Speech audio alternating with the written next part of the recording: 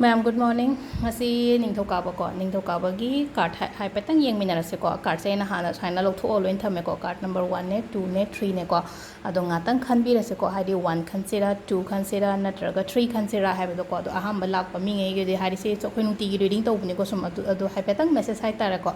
adu gi general hai tara ko general reading ne ado sidang atang haidi aina 1 khansira 2 khansira natraga 3 khansira do hai petang khanbi raga haidi adu gi matung da aina amamam lok tho yeng gadam ne ko ado card number 1 se yeng aso card number 1 se kai lake hai matam se da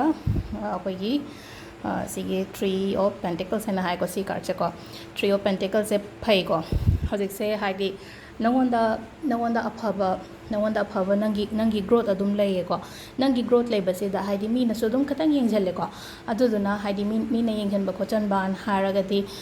ngak thokpagi damakta haidi aina videos kumba yawbodo haidi evi lai gumba changdana ba khotana ba adumba mayam do khatang follow to biyo ko aduga moini yengjalle se ka shukai de ko yengjalle se ka shukai de hai matam dadi haidi nang do phara agadi yengjan bai se dum soidram ne dum samna haibada haidi sida mi pharaga yengjan bai se aphaba su yarakani phataba su yarakani ko ai example macha ma pige ko sida akoina nungdawram duk thaba matam sida mai ama thale mai thanu matam sida ngasai ki tin kang mayam am paisilaktra haidi mai do mai angan ba mapa do hai tare ko adumaina chap manana akoida growth lakpa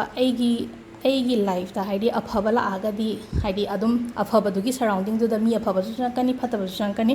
adu duna haidi ke sho phata haidi adu mayam chang ei do haidi nangi reward ne na khanbiyo haidi nangonda nang success oidana haidi adu do na chang ina tabi da haidi mi ne yengchele khochale adaina harap yam yawe ko do mi ne yengchele kamai to do no phari ne du do yengchele do nangonda growth le dana nangonda kaino ma yawdana haidi moi ne yengchele ine ko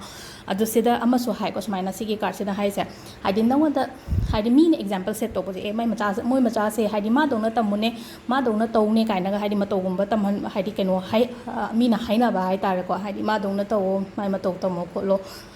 haina adumaina hai tare ko example set to hai tare ko samna ha bada ado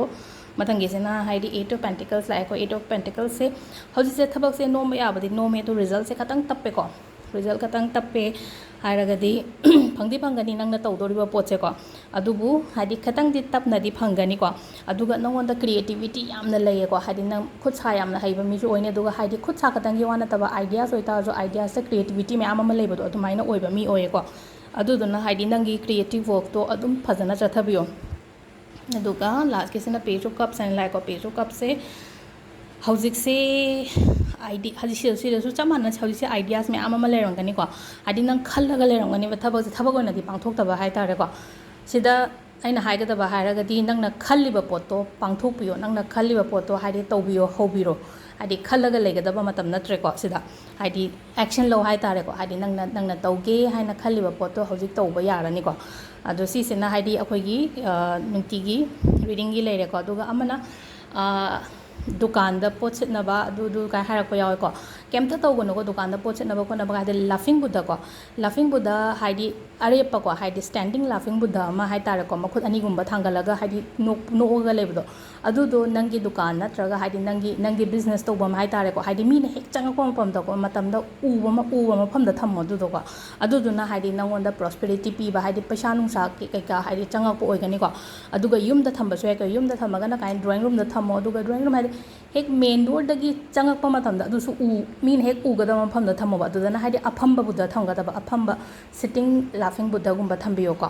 aduga amana sum relationship da nuai ta ba khot ba ke ka leye khotlen haibado haidi imung da bedroom ta ko especially na baini gi bedroom da akhoi gi lai gi picture gumba thambi ga no ko lai gi picture gumba leiraga di lothok piyo aduga amana akhoi gi asauba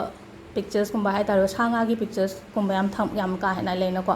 adumba thamga no ko aduga haidi lai gi picture khatang na tabida lai gi ko likho ko thambi ga no haidi nang na lai dori ba ka du haidi noi na bai ni na lai ri ba ka du da haidi uche kumba gi hai tar uche couple gumba aduga flowers haidi lai gumba ani gumba dai tar ga thet pa yai ko ado si to biyo haidi khona ba